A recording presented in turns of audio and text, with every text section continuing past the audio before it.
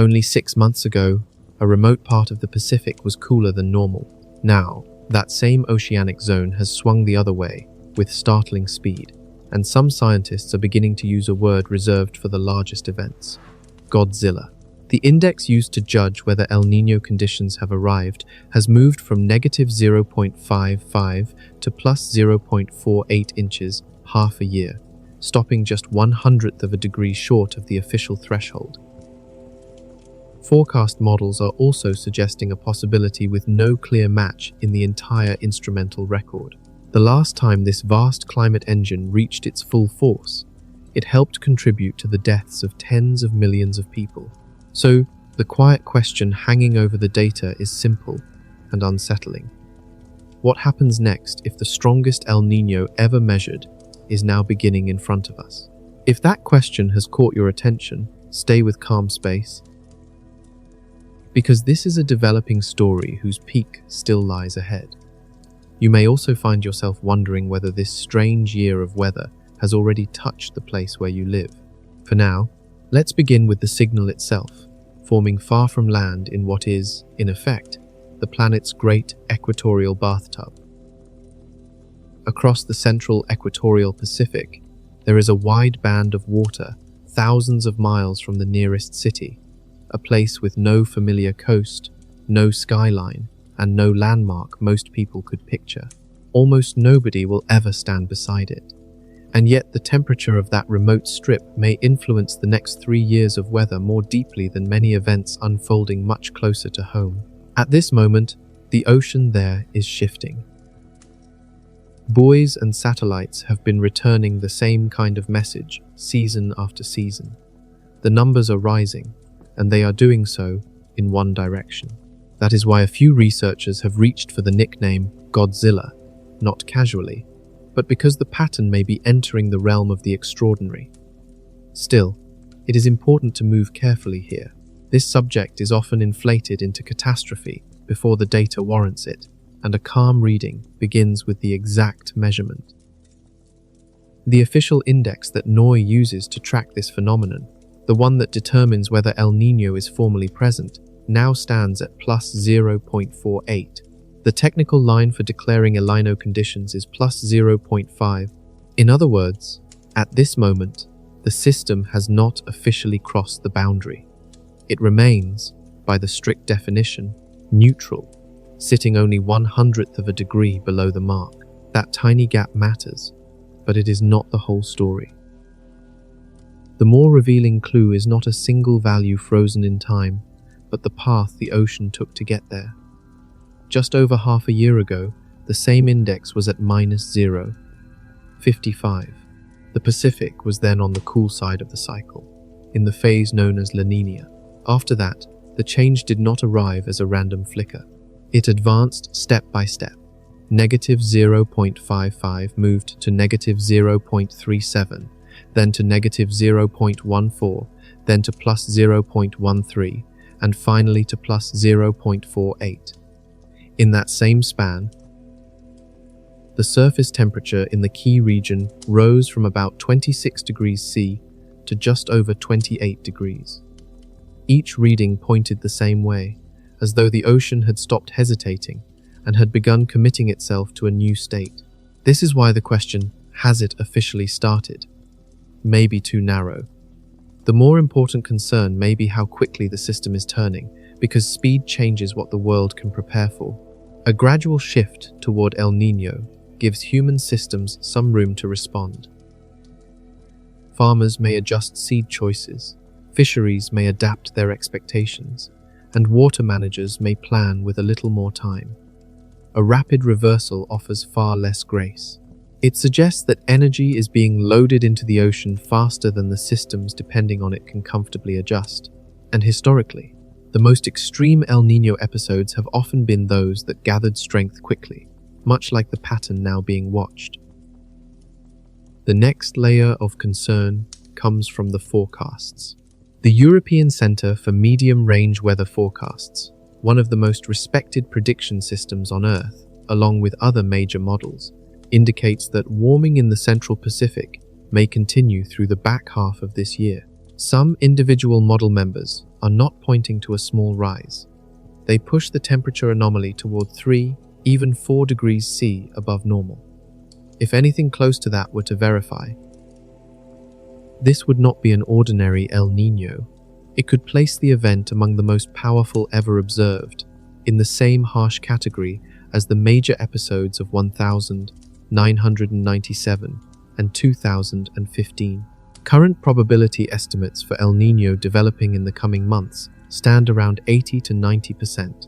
That does not make every outcome certain, but it does suggest that the ocean is no longer merely hinting. The event is most likely on its way. In a quiet documentary sense, this is the moment when a signal becomes a storyline. Not yet complete, but already difficult to ignore. It is worth pausing on the word Godzilla, because in this context, it is not just a dramatic label. When scientists speak informally of a Godzilla or Super El Niño, they are usually referring to the highest end of the scale. A typical El Niño might lift the index to plus 0.6 or plus 0.8. A strong event reaches plus 1.5, but a very strong one, the kind that earns the more ominous nickname, climbs to plus 2 or higher. The famous 1997 event peaked near plus 2.4. The 2015 event, which a NASA climatologist first described on the record as Godzilla, reached near plus 2.6. That is the range now being approached by the more extreme forecasts for this year. The distinction matters because the difference between a regular El Niño and a Super El Niño is not just a larger number on a chart. It can mean the difference between nudging global weather patterns and substantially rearranging them. This may be the central idea to keep in view. A barely visible patch of ocean can become a lever for atmospheric change across the planet. So the thread running through the whole story is this. One of the strongest El Niño events in recorded history may be taking shape right now, in real time, in a stretch of water that almost nobody ever sees. The question is not only whether it will arrive, because the probability is already high. The deeper question is what follows if it does. Here, we are not completely without guidance. Events like this have appeared before, and the strongest among them left unmistakable records behind. They were associated with famines, damaged reefs, failed harvests, and heat records broken in startling fashion. To understand what a Godzilla El Niño could mean for the future, we have to look carefully at what earlier events did to the past. Some of that history is darker than many people realize, and it may help explain why scientists watch this remote Pacific signal so closely. Calm space recently followed the moment when this developing pattern crossed into advisory territory. In the story about the Pacific breaking heat records faster than the models predicted, that was about the opening alarm, the onset, the first clear warning. This chapter is different. This one is about consequences. From this signal, we can begin to look ahead with some caution and ask what the next 3 years may hold if the system rises into the range it now appears capable of reaching. But any attempt to read what comes next has to begin with the mechanism itself. At first, it sounds almost unreasonable. A modest warming in one stretch of ocean, slight enough that a hand in the water might barely register it, can help decide whether rain falls in Peru, whether Australia dries and burns, whether California floods, or whether crops fail far beyond the Pacific. The question is not just what happens at the surface, but how the ocean and atmosphere become linked into one planetary machine. That machine is subtle, powerful, and in a quiet way, deeply unsettling.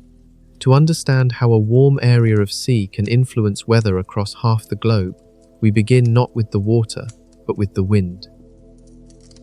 Along the equator, the most important winds are not dramatic gusts, but persistent currents of air that have blown with such dependability that human trade once came to rely on them. This is why they are still known as the trade winds. In ordinary conditions, they move from east to west, blowing from the region near South America, across the tropical Pacific, toward Indonesia and Australia. Their steadiness matters.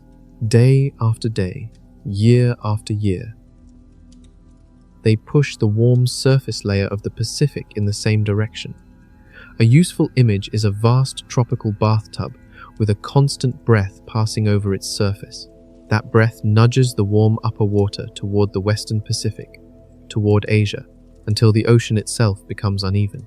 Near Indonesia, sea level normally stands measurably higher than near South America, and the warm surface layer is much deeper in the west.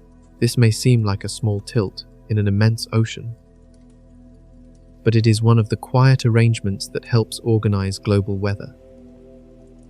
That pooled warm water in the western Pacific is not just an ocean feature, it is one of the planet's great atmospheric engines.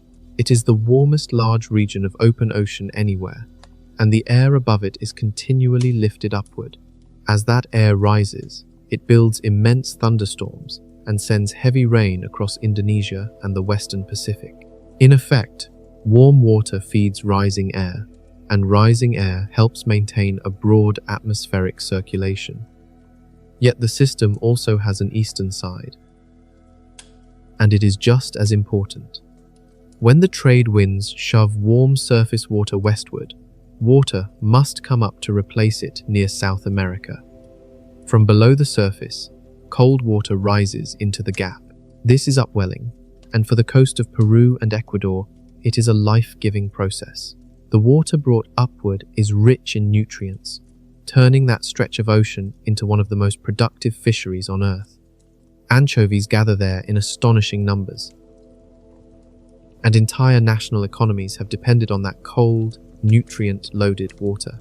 In the neutral phase, the whole Pacific behaves like a balanced seesaw, warm, stormy, and rainy in the west, cool, nutrient-rich, and full of fish in the east, all held in place by the steady pressure of the winds. By the strict definition, as noted earlier, that neutral phase is technically where we still are today. But the balance does not always hold. Sometimes the seesaw leans one way, sometimes the other. If the trade winds strengthen beyond their usual force, the cold phase develops. La Niña, when the eastern Pacific becomes cooler still. If those same winds weaken, stall, or in the strongest cases, even reverse and blow the opposite way, the warm phase begins. That is El Niño. At this point, the machinery starts to work against its own usual pattern. The warm water that had been banked against the western Pacific is no longer held there as firmly. Once the wind relaxes, the pile of warm water can slide back eastward across the ocean, much like water in a bathtub surging back after the pushing stops. This movement is not merely a rearrangement of heat on a map, it is the beginning of a chain reaction, because the place where the warm water sits helps determine where the atmosphere rises, where storms form, and where rain is likely to fall. As that warm water spreads into the central and eastern Pacific, it causes two major disruptions at once. The first is below the surface near South America. The usual upwelling weakens or stops because a thick layer of warm water now blankets the top of the ocean and prevents the cold, nutrient-rich water from reaching the surface. The consequences can be immediate and severe. The fish disappear, and the fishery can collapse. This is not a modern abstraction. Centuries ago, Peruvian fishermen noticed that warm water often arrived around Christmas, and they called it El Niño, the boy, in reference to the Christ child. They gave the phenomenon its name long before scientists understood the wider global mechanism, because they were among the first to experience its cost directly. That history matters, because it reminds us that this vast climate pattern was first recognized through a change in daily survival. The second disruption is even larger, because the warm water does not simply affect the fish, it relocates the atmospheric engine. Under normal conditions, the main zone of rising air and intense thunderstorms sits over the western Pacific, fueled by the warm ocean below. When that warm water shifts eastward, the region of rising air, storm formation, and atmospheric action shifts with it, moving into the central and eastern Pacific, where it normally does not belong. From there, The effects can spread outward through the atmosphere. The great high-altitude rivers of wind, the jet streams, are bent into different positions. Storm tracks move. Rain belts that help decide who receives water and who does not can be pulled thousands of miles away from their usual locations. This is the hidden logic behind the global reach of El Niño. The warm patch of water is not reaching across the planet by itself. It is changing the location of the atmospheric engine, and the atmosphere carries the disturbance onward. There is one more part of the mechanism, and it is the reason a small initial change can grow into something far more powerful. It is called the Bjerknes feedback, named for the scientist who first described it. The process is simple in outline, but unsettling in its implications. If the trade winds weaken even slightly, the Eastern Pacific warms a little. That warming then reduces the temperature contrast across the ocean, and because that contrast helps drive the winds, the trade winds can weaken further. Weaker winds permit still more warming. More warming can weaken the winds again. The system begins to reinforce itself, with cause and effect feeding back into each other. This is why El Niño does not always unfold as a gentle, gradual event. It can intensify month after month, building through its own internal loop until the warm water is depleted enough for the pattern to break down, collapse back, and reset. In that feedback, we see how a quiet imbalance at the ocean surface may become a planetary event. That self-reinforcing cycle is the quiet engine the data appears to be awakening in the Pacific right now.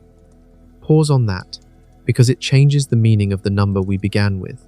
A shift in the index from negative 0.55 to plus 0.48 inches, 6 months, is not merely a reading on an oceanic thermometer creeping higher. It suggests that the BJN feedback may be taking hold, that the system is beginning to feed on itself. And when that happens, when warm water gathers quickly and the loop starts to close, the strongest events in the historical record offer a sobering guide to what can follow. With the machinery now in view, we can turn to what it has done before when it rose into the monster range. The first example is not mild, and it is not famous in the way it should be. It leads us to the deadliest weather-related catastrophe in human history, a disaster that killed tens of millions of people, yet remains almost unnamed in popular memory. Before we step into that history, there is one more hidden part of the system to understand, because the most powerful El Niño events often depend on it. The decisive action is not always at the ocean surface. Deep below the bright, wind-ruffled skin of the Pacific lies a boundary scientists call the thermocline. It separates the warm, sunlit surface layer from the cold, dark water underneath, and its position changes with the state of the winds and ocean. Under ordinary conditions, the trade winds pile warm water toward the west, pressing the thermocline downward there, while in the east, near South America, the same boundary lies much closer to the surface. That shallow eastern thermocline helps cold upwelling break through, keeping the surface cooler. But in the months before a major El Niño, a change can begin in the depths, out of sight from a ship and invisible to a satellite measuring only the ocean's skin. A vast pulse of warm water, almost like a slow wave beneath the surface, can move eastward along the thermocline, carrying a large store of heat below the visible Pacific. When that hidden warmth reaches the eastern Pacific and rises, it can intensify the event, because the heat was already there, waiting below. This is why forecasters look beyond surface temperatures and pay close attention to the warmth stored deeper in the ocean. Sometimes, the earliest warning of a monster is not a hot patch at the surface, but a swelling body of subsurface heat moving through darkness before the atmosphere fully responds. It is a reminder that the ocean often prepares its most dramatic changes quietly. Part 3. The year 50 million died. In the late 1870s, one of the strongest El Niño events in the entire historical record settled over the planet, and the consequences were staggering. By the numbers, what followed became the deadliest weather-related disaster humanity has ever experienced. Yet, it has no widely recognized date, no common anniversary, and no monument that most people could name. Estimates place the death toll somewhere between 30 and 60 million people, with the figure most often cited at over 50 million. For scale, that is more than the total deaths of the First World War. And the initiating climate shock came from a region of abnormally warm water in the Pacific that helped cut off rainfall across 3 continents at once. The catastrophe is often called the Great Famine, or more precisely, the global famines of 1876 through 1878. Its mechanism was the same one we have just traced. As El Niño strengthened, the zone of rising air shifted eastward over the Pacific, and places that relied on the usual rainfall patterns were suddenly deprived of them. In India, the summer monsoon, the weather event around which the lives and farming schedules of hundreds of millions of people were organized, failed.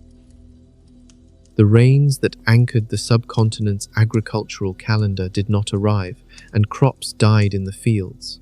Far to the north and east, northern China endured a drought so extreme that it is still remembered as one of the worst in the country's long-recorded history.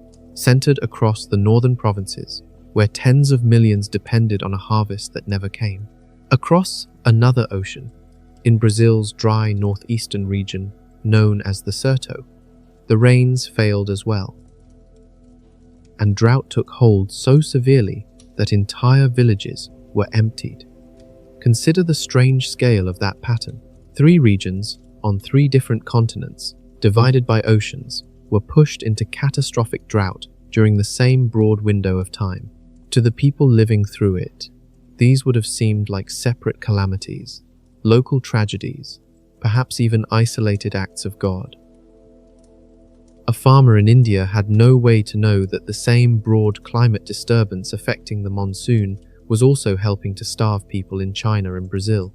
The link was hidden, because the link was a temperature anomaly in the central Pacific Ocean, something no one at the time could measure in the modern sense, or even clearly imagine as a global driver. That is the signature of a super El Niño in its most severe form. It does not simply create one disaster in one place. It can help produce many disasters at once, in regions that appear disconnected until the climate system is viewed as a whole. But there is an essential truth here, and it matters for how we understand the rest of this story. The real history is more complicated, and in some ways more disturbing, than the phrase bad weather can capture. El Niño helped create the drought, but El Niño did not, by itself, kill 50 million people. Human choices played a decisive role. This was the height of the colonial era, and in several of the worst affected regions, grain continued to be exported for profit, even while local populations starved. Relief was withheld, delayed, or trapped inside ideology. Railways that might have carried food toward the hungry were often used to move it away from them instead. The historian Mike Davis examined this history in a famous book titled Late Victorian Holocausts, and his central argument remains severe but important. These were not merely natural disasters, they were natural hazards, landing on human systems that converted scarcity into mass death. Put another way, the climate may have loaded the gun, policy pulled the trigger. That distinction is not a side note. It is one of the most important lessons of 1877. A strong El Niño does not automatically mean tens of millions of deaths. The world is not the 1870s. Today there are global food markets, satellite forecasting, emergency relief systems, and the ability to see an event developing months in advance, which the Victorians could not do. The lesson is sharper than simple fear and more useful. The harm caused by a super El Niño is not determined by the ocean alone. It is shaped by how prepared societies are, how equipped they are, and how fair their systems prove to be when drought arrives. In that sense, the Pacific may begin the story, but human response can decide how dark the ending becomes. The ocean may determine which skies close and which fields go thirsty, but human choices decide what happens next. A harvest can fail and become a difficult season, or it can become a humanitarian disaster. The distance between those outcomes is not fixed by nature alone. That is the small, stubborn hope hidden inside a terrible subject. The most devastating endings are not always inevitable. They are shaped by preparation, protection, and the systems people build before the crisis arrives. Yet this is also what makes the old records so unsettling. For decades, the 1877 catastrophe could be treated as an outlier, a monstrous event from another age, perhaps too extreme to be repeated in any meaningful way. Then the modern climate record began to thicken, and the pattern did not vanish. More powerful El Niño events appeared, this time watched by instruments, satellites, and global reporting networks the Victorians could not have imagined. In 1982, in 1997, in 2015, and again only a couple of years ago, the same broad lesson returned. Even on a technologically advanced, interconnected planet, a super El Niño can still reach across continents and disrupt life on a planetary scale. The damage has changed its shape. The famines are generally smaller, while the data sets, the maps, and the measured impacts have grown far larger. That is why the modern giants matter so much. They are not distant legends. They are the clearest guide we have to what the next 3 years may bring. And one final detail about 1877 makes it impossible to file away as ancient suffering. The drought did not kill only by withholding food. It unleashed the chain reaction that begins when food systems collapse. Hunger, weakened bodies, and disease moved through those weakened populations. Millions left their homes and crossed the land in search of food that was not there, with many dying along the roads. Order weakened under the pressure. Nor did the disaster end neatly when rain finally returned, because a starved population cannot simply recover with the first wet season. Poor health, shattered livelihoods, and damaged communities carried the event forward for years. At its most extreme, this is the shape a super El Niño can take when it strikes a vulnerable society without warning or support. It is not one clean blow, but a falling line of consequences, where drought is only the first piece to tip, and the later pieces continue to fall after the weather has changed. The most sobering point is that, by the measures scientists can reconstruct, 1877 was not some impossible exception that nature could never reproduce. It was the strongest known expression of the same Pacific machine now loading again. What separates that catastrophe from a modern event people can survive is not simply the ocean signal itself, it is the human layer built around it. Warning systems, food networks, relief organizations, and the capacity to respond. Remove those supports, and the same ocean could do much the same damage again. This is why historians often frame such events not as purely natural disasters, but as collisions between a natural force and human vulnerability. The force has returned. The quieter, harder question is how vulnerable we choose to remain when it arrives. Part 4. The Modern Monsters. The contemporary story of El Niño observation begins with a shock in 1982 and 1983, when one of the century's strongest events developed and nearly escaped the very scientists tasked with watching it. The episode is worth pausing over because it is humbling. Monitoring across the tropical Pacific was still limited, and a major volcanic eruption had added dust that complicated instruments and confused satellite readings. Under those conditions, an enormous El Niño gathered strength with far too little warning, becoming unmistakable only when it was already underway. Once it arrived, the impacts were severe. Australia fell into intense drought, and in the country's southeast, that dry pressure helped culminate in the Ash Wednesday bushfires of 1983, a firestorm that killed dozens of people in one day. Across the Pacific, along the coasts of Peru and Ecuador, catastrophic flooding struck as warm water-powered persistent storms. Around the world, the damage reached into the billions of dollars. The lesson of 1982 was therefore stark and simple. The planet had been surprised. In response, a genuine observing system was built across the tropical Pacific, including a line of buoys designed to prevent another event of this kind from arriving unseen. In a quiet way, today's ability to discuss a developing El Niño before its peak comes from that painful lesson. The instruments now watching the ocean are part of the memory of being caught off guard.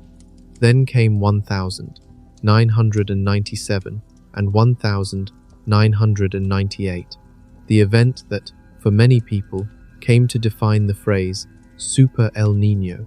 It rose to around plus 2.4 on the index, placing it among the true giants, and, unlike 1982, it unfolded beneath the full attention of modern satellites.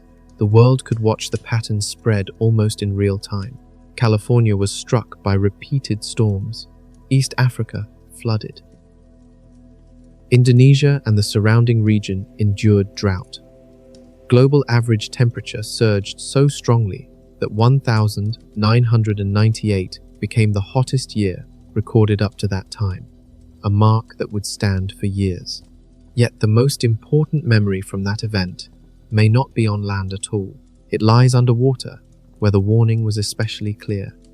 Heat entering the oceans helped trigger the first truly global coral bleaching event ever documented. When water becomes too warm, coral expels the tiny algae living within it, the organisms that provide both its color and its food.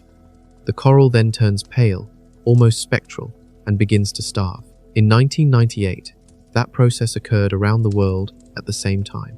By the most cited estimates, about 16% of the world's coral reefs died during that single event. In one warm pulse driven by one El Niño, 16% of the planet's living reef was lost. Structures that had taken thousands of years to form were damaged or killed within weeks. It is a quiet kind of catastrophe, but perhaps that is why it matters so much.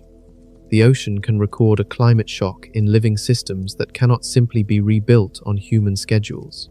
And then, less than 20 years later, the pattern returned, larger in documentation and sharper in public memory.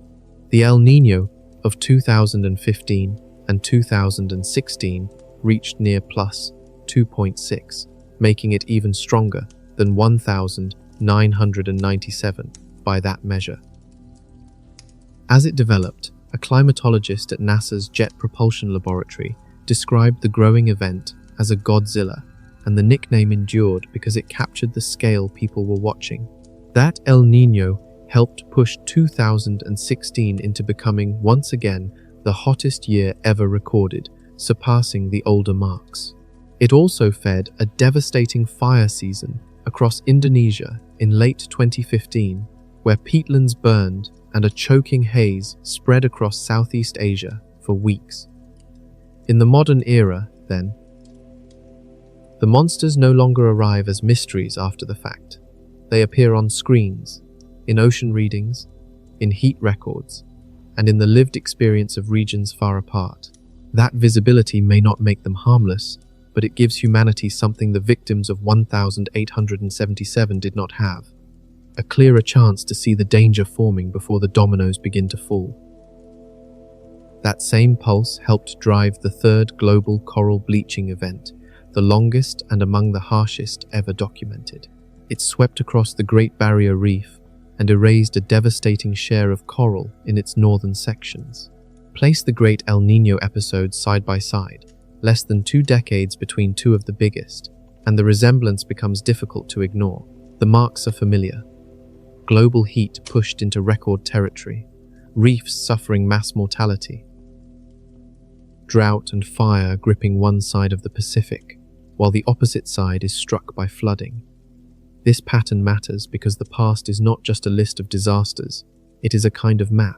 Whenever this climate engine has climbed into its most extreme range, the outcomes have repeated with striking consistency. Ocean heat is released into the air, and the global temperature climbs. Coral reefs are exposed to that same excess warmth, and large areas die. Australia, Indonesia, and parts of Africa and Asia tend to become drier, with the danger of drought, crop losses, and fire rising alongside the heat. Meanwhile, the Eastern Pacific and sections of the Americas are pushed toward floods. These are not disconnected accidents scattered through history. They are the recurring signature of powerful El Niño events, visible across the strongest episodes ever measured, reaching back to the famine that killed 50 million. In that sense, the record of the past can feel uncomfortably like a preview of what may arrive next. And the latest warning is still very close behind us. In 2023 and 2024, another El Niño unfolded, not a true Godzilla, but a moderate to strong event. Yet, when it combined with the planet's existing background warmth, it helped lift global temperatures to another record. 2024 became the warmest calendar year ever measured, and the first year to average roughly 1.5 degrees Celsius above the planet's pre-industrial level. The unsettling part is that this was not a monster event. It was more like a middleweight El Niño, amplified by the warmer world beneath it. That raises the question quietly waiting under all of this. If a moderate El Niño 2 years ago could help produce an all-time heat record, what might happen when a real Godzilla, the plus 2 point something kind the models are hinting at, arrives on a planet that has warmed even further? To answer that, we need to turn away from the rearview mirror and begin tracing the next 3 years forward, region by region, across the globe. El Niño is never evenly distributed. It does not touch every place in the same way. It has favored zones, and it has places that pay the price. Before moving on from the modern giants, one number deserves to settle in because it changes the meaning of everything ahead. In 1998, and then again in 2016, the warmest year ever recorded up to that point occurred during an El Niño. Then, in 2024, the record was broken once more during a much weaker event. The hidden trend inside those 3 dates is the quiet part of the story. El Niño did not need to become stronger to keep breaking temperature records. The world below each event kept warming, so smaller events could still drive the numbers into new territory. That is the steady background note beneath the dramatic headline. It is also why a genuine Godzilla arriving now is such a serious possibility. We have already seen moderate events break records because the warming baseline has risen so high. A monster event on that same elevated baseline could reach values we have truly never measured before. There is also a human rhythm here that the charts alone cannot capture. Each modern giant left behind a lesson, and each changed the way people thought about preparation. 1982 taught us to build the boys. 1997 taught a generation the phrase El Niño, bringing it into ordinary language for the first time. 2015 gave us the name Godzilla, along with satellite images of burning petlands that stayed with those who saw them. And 2023 and 24 showed that the warming floor had climbed so far that old assumptions about how strong an event must be to break a record no longer held. One after another, these episodes became warnings. The question is whether those warnings have been absorbed, or whether the next event will simply become another entry in the long catalogue of things we saw approaching and did not take seriously enough. Part 5.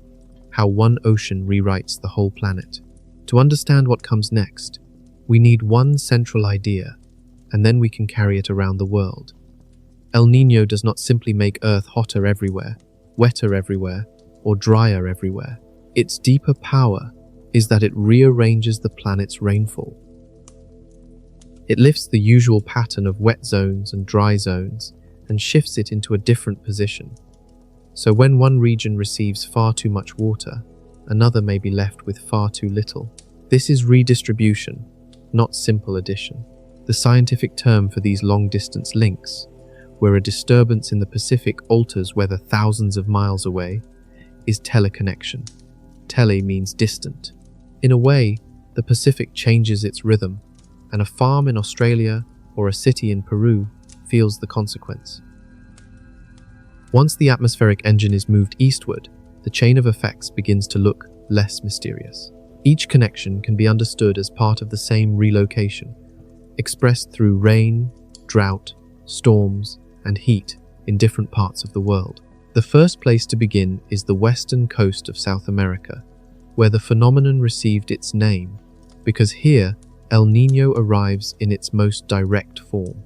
Under ordinary conditions, the coast of Peru and Ecuador is cool and dry, shaped by cold water rising from below. That upwelling helps feed the region's marine life, but it also suppresses rainfall along the coast. The result is a coastal desert that ranks among the driest places on Earth. Now imagine that arrangement reversed by a strong El Niño. Warm water surges eastward and accumulates against the coast. The ocean that normally helps keep the air dry becomes warm enough to evaporate readily and fuel storms. A landscape adapted to almost no rainfall can then be hit by sudden, intense downpours. Dry deserts receive torrents. Riverbeds that are usually empty can become violent floods. Towns built around the expectation that rain is rare may find themselves overwhelmed. During the strongest events, flooding and landslides along the Peruvian and Ecuadorian coast have killed people, damaged infrastructure, and helped trigger outbreaks of waterborne disease. This is the clearest El Niño fingerprint anywhere on Earth, and also the oldest one, the sign noticed by the fishermen who named it centuries ago.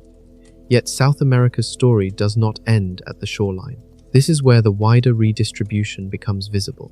While the coast of Peru is inundated, other parts of the continent can begin to dry. Across the Amazon basin and through parts of the continent's north and northeast, a strong El Niño often pushes the climate in the opposite direction from the flooded Pacific coast. As the atmospheric pattern shifts, these regions can be deprived of the rainfall they usually depend on. The result is unsettling in its symmetry. On the same continent, western areas may be overwhelmed by water, while the interior grows steadily drier. One event writes both stories at once. In miniature, this is the redistribution at work, and when that same pattern is enlarged to a planetary scale, the catastrophe of 1877 becomes easier to understand. India, China, and Brazil were not struck by separate mysteries so much as by one vast climate machine, operating as it always does, but intensified to a far more extreme state. That is why this is not only a lesson from the past, it is also a signal we have to read carefully in the present. The index is now at +0.48 and rising, while the models are beginning to hint at something much larger. None of this should be treated as a certain prophecy. What it describes is a set of loaded probabilities, the kinds of risks that become more active as the event strengthens. A modest El Niño only nudges the odds. A super El Niño drives them hard in one direction. And as the system climbs toward that +2 Godzilla threshold, old patterns begin to look less like distant possibilities and more like plausible outcomes. The forecasts, quietly but persistently, suggest that this one may be trying to become a super. There is another part of the South American and tropical Pacific story that deserves to linger for a moment, because it binds the human cost to the natural disruption with a kind of bleak elegance. The same warm water capable of bringing floods to the coast can also undermine the fishery offshore. Think again of the anchovies, adapted to the cold upwelling water that normally rises along Peru. When that upwelling is suppressed by the arrival of warm water, the anchovies may die or move down into cooler depths, and the fishery that supports local communities and a wider global supply chain can suddenly fail.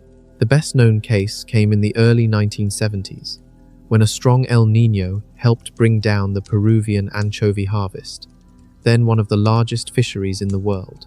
The consequences did not remain in Peru.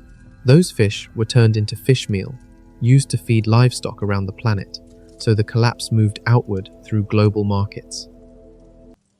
Feed became more expensive, and that pressure traveled into meat prices far from the Pacific coast. It is a remarkable chain of cause and effect. A change in wind over the equatorial Pacific, a shift in ocean temperature, a missing fish harvest, and then a price change on the other side of the world. Hold on to that image of a ripple spreading from one ocean across the globe. Later, when the economics come back into focus, the same idea will return on an even larger scale. But before that, the story has to cross the Pacific toward the lands that receive the opposite treatment. There, the problem is not an excess of water, it is the absence of it. And the danger that follows is not flood, but fire. Even the name carries a quiet darkness, though the fishermen who first used it could not have meant it that way. El Niño means the boy, a reference to the Christ child, because the warm water tended to appear around Christmas off the coast of Peru. Yet this climate family has another member, one mentioned only briefly so far. The cold phase, the opposite tilt of the same Pacific seesaw, was later called La Niña, the girl, completing the pair. Together they form two expressions of one oscillating system, warm and cold, flood and drought, the boy and the girl, exchanging dominance across the Pacific over a rhythm measured in years. What makes the present moment feel especially important is that this exchange is unfolding as we watch. The girl is yielding to the boy, the cold phase is giving way to the warm, and it may be happening faster than the system normally makes that turn. The fishermen named the thing they could see from their boats, warm water arriving near Christmas. They could not have known they were giving a name to one side of what would become recognized as the most important climate pattern on Earth after the seasons themselves. Still, they felt its power long before science fully described it, because it took away the fish, and the fish were tied directly to their survival. Part 6. The other side of the world catches fire. To see this redistribution in one of its clearest forms, we leave South America and move across the Pacific to Australia and Indonesia. What El Niño grants to one side of the ocean, it often removes from the other.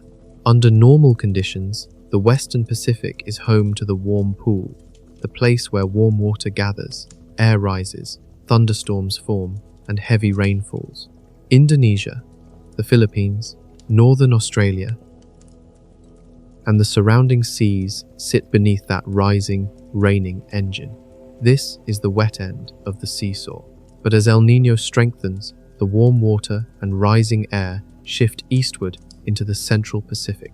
In effect, the rain-making engine is pulled away from the regions that depend on it.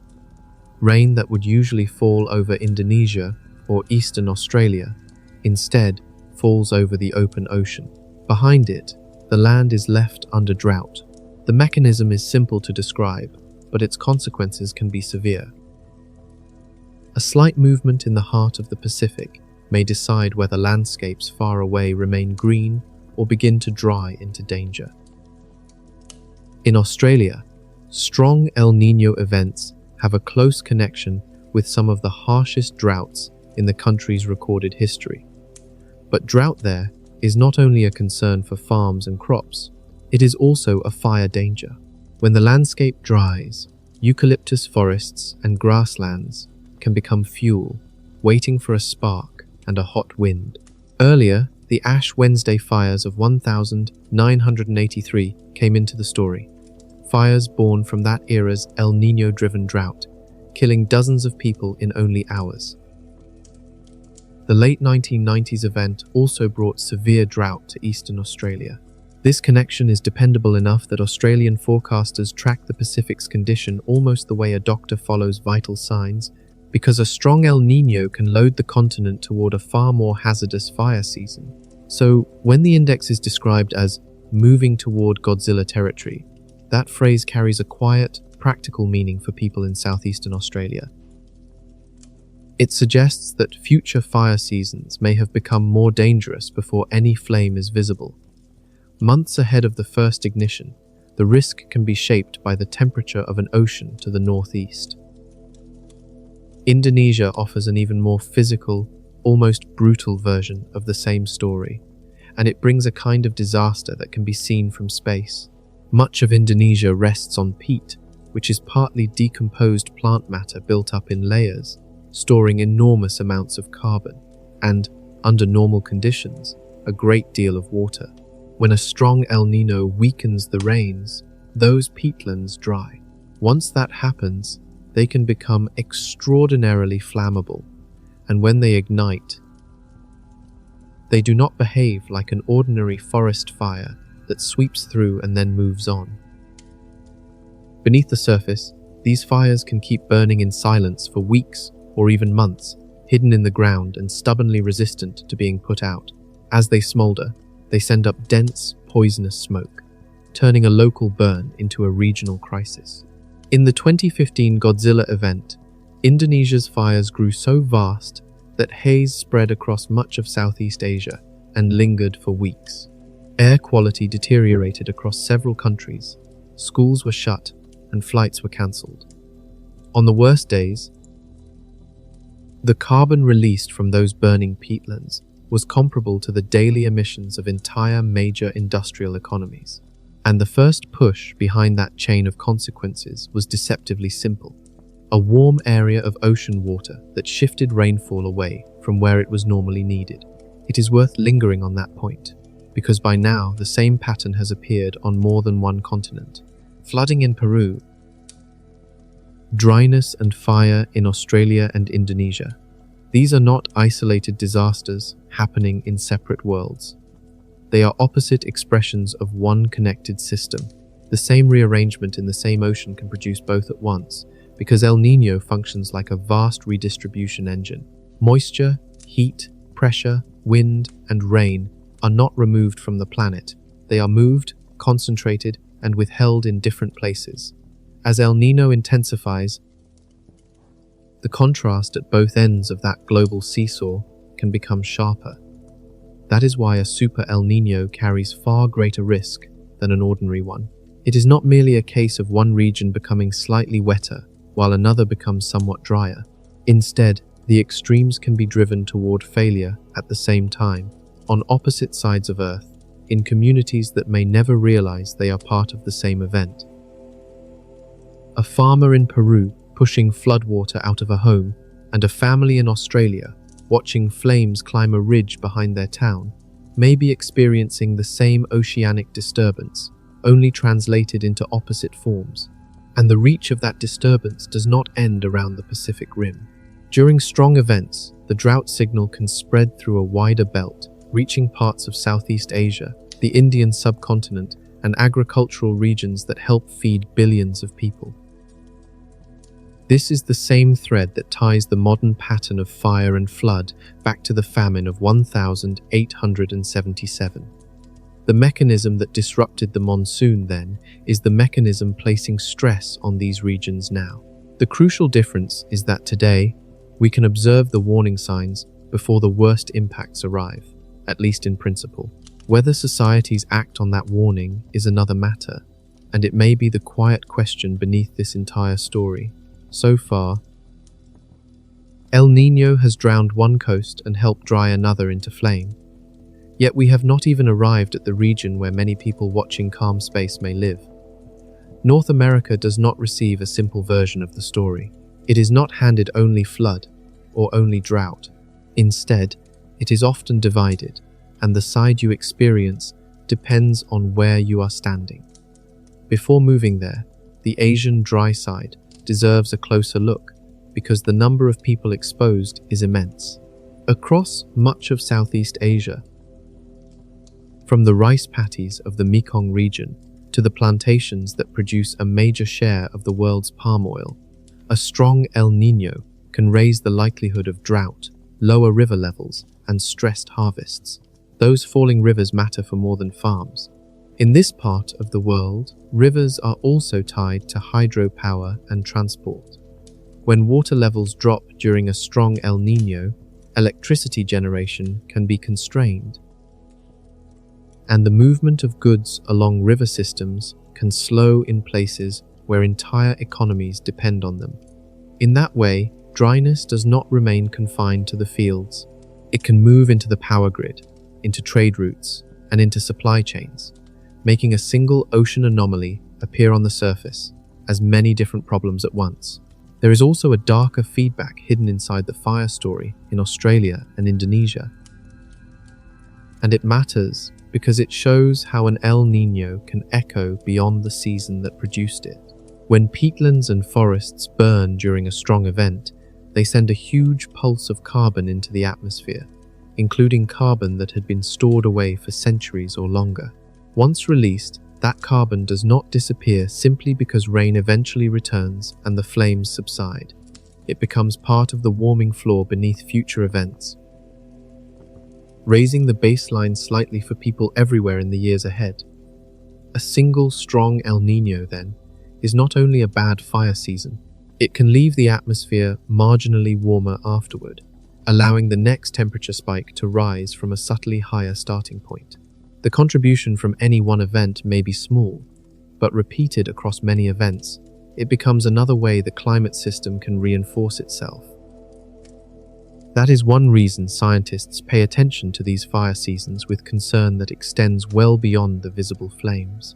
The smoke may drift away, but some of what the fires release remains above us, quietly increasing what may be at stake the next time. Part 7. North America gets split down the middle. For people in the United States or Canada, El Niño can produce a weather pattern that feels almost uncanny. It can divide the continent and make the two sides behave as though they belong to different climates. As usual, the reason begins with the displaced atmospheric engine. When warm water and rising air move into the central and eastern Pacific, they influence one of the most important features shaping North American weather: the subtropical jet stream, a fast-moving river of wind that crosses the southern tier of the continent. During a strong El Niño, that southern jet often becomes more active and more powerful, guiding one storm after another across the southern United States. At the same time, the northern branch of the jet frequently pulls back, leaving the upper part of the continent calmer and milder. The result is a continental split, from California through the southwest, across Texas, along the Gulf Coast, and into the southeast. A strong El Niño winter tends to be cooler and wetter than normal. The energized southern jet can behave like a fire hose pointed at the southern states, sending repeated storm systems along the same broad corridor. For California, this is often the central concern. After dry years that can accompany the cold phase of the cycle, a strong El Niño may flip the state toward heavy rain.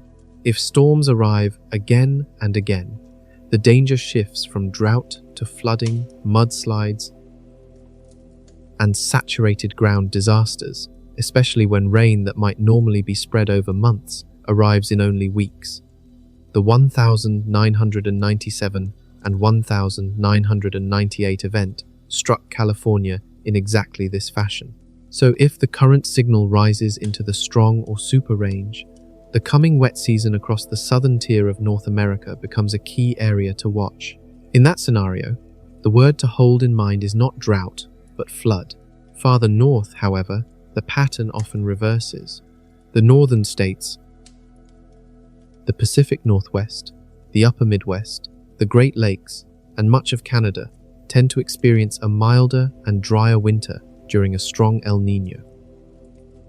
For some, the phrase can almost sound comforting.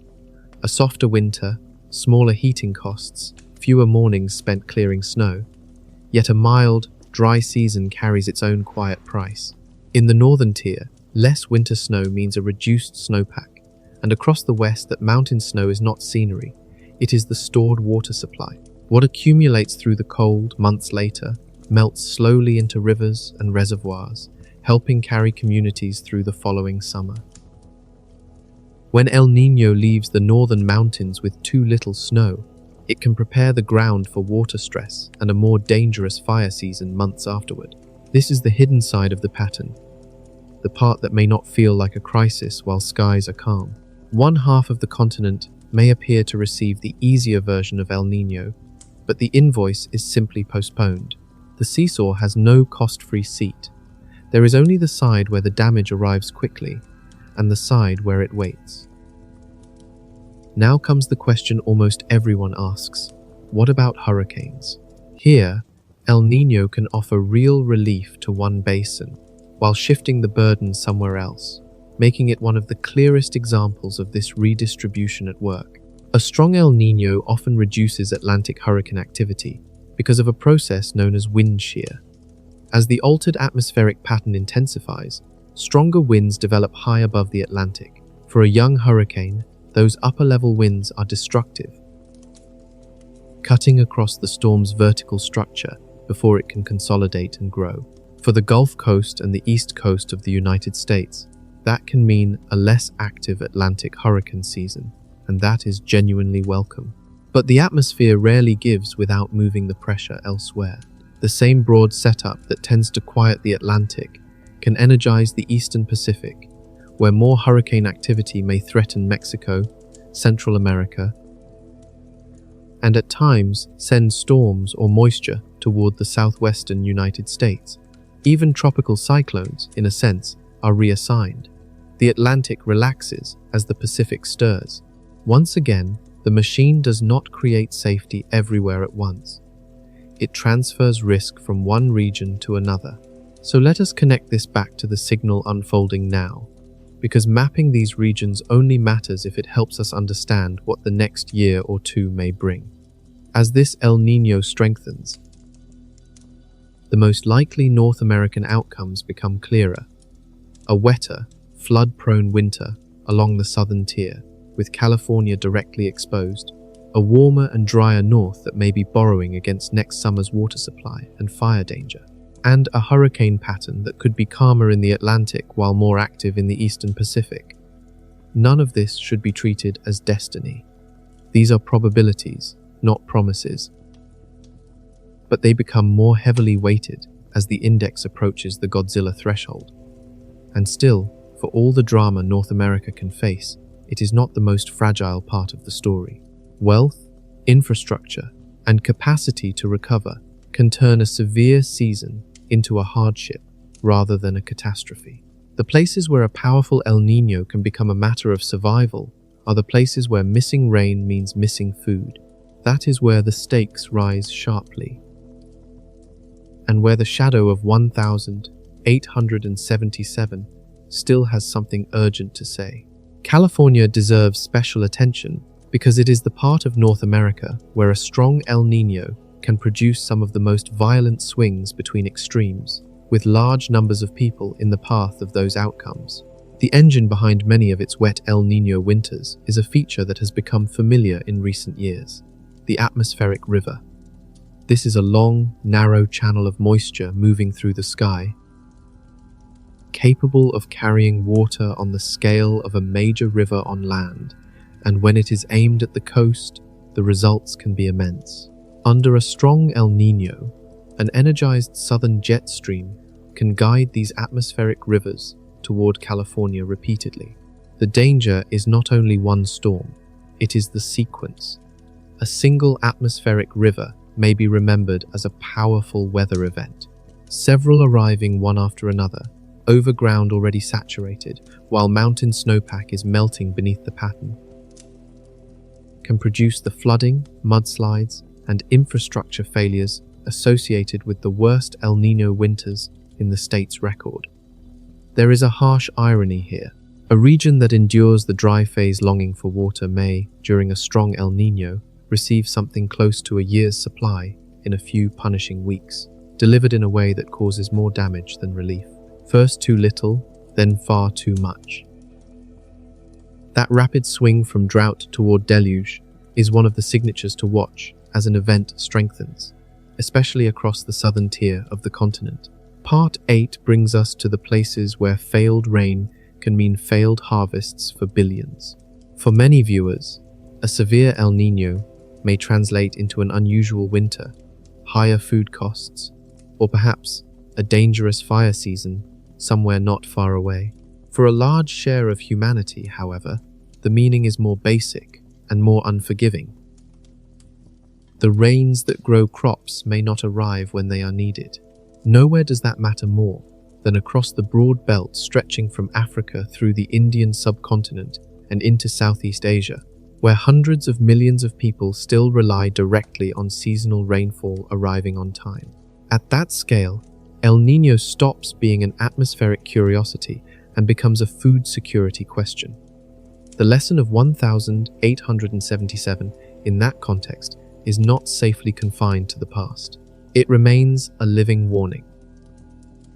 Africa is the place to begin, because El Niño divides the continent in a way that echoes the split seen in North America, leaving one broad region wetter and another drier. During strong El Niño events, East Africa, including countries such as Kenya, Somalia, and Ethiopia, often shifts toward heavier rain and flooding. At first glance, extra rain in a dry region may sound beneficial, but floodwater can be destructive rather than nourishing. It can wash away crops, spread waterborne disease, and force people from their homes. Farther south, the pattern often reverses. Southern Africa, including Zimbabwe, Zambia, and South Africa, tends to move toward drought. There, drought is not simply an uncomfortable season. It is an agricultural emergency, because staple crops depend on summer rainfall. A strong El Niño drought can damage the maize harvest across several countries at the same time, raising food prices and pushing already vulnerable communities closer to hunger. Recent strong events have shown this clearly, with tens of millions of people across southern Africa requiring food assistance after El Niño-linked droughts struck their harvests. The underlying mechanism is the same kind of rainfall failure that caused devastation a century and a half ago. What has changed is the modern response. And then there is India, along with the Indian monsoon, which may be the most consequential weather event on Earth for human life. For more than 1 billion people, the summer monsoon is not simply a season on the calendar. It is the pulse that helps set the timing of planting and harvest, fills reservoirs, supports hydropower, and quietly shapes the daily tempo of life across the subcontinent. That is why the historical pattern matters so much. Strong El Niño events have a statistical connection with weaker Indian monsoons and a greater chance of drought across India. This does not mean every El Niño will suppress the rain. The atmosphere and ocean are more complicated than that, and influences within the Indian Ocean can partly counter the Pacific signal. Still, the tendency exists, and in its harshest expression, in 1877, that tendency became a complete monsoon failure and helped drive a disaster in which millions died. So when a powerful El Niño begins to form in the Pacific, forecasters in India watch the next monsoon with unusual care. The question is not abstract. It is about what happens if the rains arrive late, weak, or not enough. And here, it is important to slow down and be precise, because this is exactly where calm space could drift into alarm rather than understanding. The point is not that famine is inevitable. In fact, the other side of the 1877 lesson is just as important. Today's world is not the Victorian world. Food can move through global grain markets from places with surplus to places facing shortage. Warning can come months in advance through the monitoring systems that detect these signals. International relief groups, buffer stocks, and drought-resistant crop varieties all exist now in ways they did not then. A strong El Niño today strikes a planet with far more tools for absorbing the shock. The great difference is not always the strength of the event itself. Some modern El Niño events have matched 1877 or exceeded it. The difference is that the human systems beneath the climate hazard have become more resilient. That may be the central point. Yet, resilience is not automatic, and it is not shared equally. The areas most vulnerable to El Niño-related drought are often the same places least able to endure a failed harvest. In those regions, a poor rainy season can still become real hunger because the margin of safety is narrow. So the clearest forward-looking view is neither panic nor comfort. As As this El Niño moves toward the intensity range suggested by the models, the odds of agricultural pressure rising at the same time across southern Africa, parts of South Asia, and Southeast Asia increase with it. That is not a prediction of catastrophe. It is a growing probability of stress in the global food system, focused most sharply on people with the least protection. And stress in food does not remain neatly confined to fields or villages.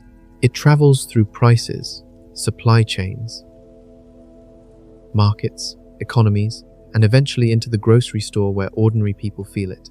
From there, the story leads naturally out of the farm and into money, because the cost of a Godzilla El Niño is not counted only in rain gauges and crop yields. It is also counted in dollars, and sometimes the bill appears in places that seem far removed from the Pacific Ocean. There is another part of the ledger that can be easier to miss: human health. Any honest accounting has to include it. Because El Niño does not only redirect rain and disturb economies, it can also shift the conditions that allow disease to spread. When strong events bring flooding to regions such as the eastern Pacific coast and East Africa, they can create favorable settings for waterborne illness. Strong El Niño events have been associated with outbreaks of cholera and other diseases that flourish when floodwater contaminates drinking water. Changes in rainfall can also redraw the habitat of mosquitoes, altering the patterns of malaria and dengue, and in some cases helping trigger outbreaks during or after a strong event. In East Africa, heavy El Niño rains have been connected with outbreaks of Rift Valley fever, a disease that affects both livestock and people. In that sense, when the rain belts move, the disease map may move as well. It is another teleconnection, but this one is biological, and like so many of the others, it tends to fall hardest where the ability to respond is thinnest. Then comes part 9. The reefs turn white and the seas grow quiet. Among the many after effects of a super El Niño, the damage beneath the water may be the most lasting and the most difficult to reverse. Coral bleaching came up earlier, but it deserves a closer look because it shows with painful clarity how a small shift in temperature, barely noticeable to us, can kill a living structure that took thousands of years to assemble. This is also the place in the story where the word recovery begins to feel uncertain. A bleaching reef is not just changing color. Coral is an animal, and it lives in a partnership with tiny algae inside its tissues. Those algae are essential. Through photosynthesis, they capture sunlight and pass much of that energy to the coral as food, and they also provide the colors that make reefs appear so alive. It is one of life's great partnerships, and it is the engine behind the largest living structures on Earth. But the relationship has a narrow thermal limit. If surrounding water rises only 1 or 2 degrees C above the normal summer maximum and remains there for several weeks, the partnership begins to fail. Under heat stress, the algae produce toxic compounds, and the coral forces them out. Once the algae are gone, the coral loses its color and becomes stark white, which is why the process is called bleaching. More importantly, it loses most of its food source. The animal is left hungry, weakened, and exposed. Bleaching does not mean immediate death. If temperatures fall quickly enough, the coral can take the algae back and survive, though it may remain fragile. But if the heat persists, as a strong El Niño can help ensure, starvation deepens, disease can take hold, and the coral dies. When that happens, the loss is not limited to the coral animal itself. A reef is a living foundation, a sheltering structure used by 1/4 of all marine species at some point in their lives. Fish, invertebrates, and whole networks of life depend on it for food and refuge. If the foundation fails, the community built around it begins to unravel. So when the 1,998 El Niño killed around 16% of the world's reefs, that number should not be imagined as damage to lifeless stone. It meant that 16% of a living base for an immense share of ocean life was lost in a single warm pulse. And that raises a quiet, troubling question. When the sea itself becomes too warm for its builders, what kind of ocean is left behind? The 2015 and 2016 Godzilla helped trigger the longest global bleaching event ever observed, and the Great Barrier Reef paid a severe price, with vast areas in its northern reaches dying away. This is the detail that makes each new event feel more troubling than the last. The immediate El Niño surge is only part of the threat. It arrives on seas that are already warmer, on average, than they once were. Coral reefs now begin closer to their thermal ceiling. So an El Niño does not need to add as much extra heat to drive them into danger. Think of it as a heat wave meeting a body that is already feverish. The same rise in temperature can become far more destructive when the starting point is higher, and today's baseline sits above the level recorded during any earlier super El Niño. That is why this developing event carries such a quiet dread for reef scientists. It suggests that the ocean's background state may matter as much as the peak itself, and perhaps more. We will return to that raised baseline shortly, because it is the central reason this El Niño could strike harder than the great events before it. Reefs may be the most visible underwater victims, but they are not alone. Powerful El Niño events can generate marine heat waves, huge zones of unusually warm water that disturb entire living systems. Fish move in search of the cooler conditions they require, and that movement disrupts fisheries, as well as the communities built around them. The anchovies off Peru are one example already mentioned, but similar shocks can spread through fishing grounds across the Pacific and farther still. When the fish shift, decline, or disappear, seabirds and marine mammals that depend on them are left without enough food. Even the ocean itself, the planet's great stabilizer, the reservoir that has quietly taken in most of the excess heat, is being pushed in ways science is still learning how to fully measure. So, when you imagine the live signal, the index at +0.4848 and rising, it is worth holding another image beside it. Reefs facing the possibility of another mass casualty event, and marine ecosystems taking another blow while already strained beyond anything seen in human observation. A flooded town can be rebuilt. A failed field can be planted again the next season. A reef that dies may need decades to recover, if recovery happens at all. Some losses from a super El Niño do not return on a timescale that feels meaningful to us.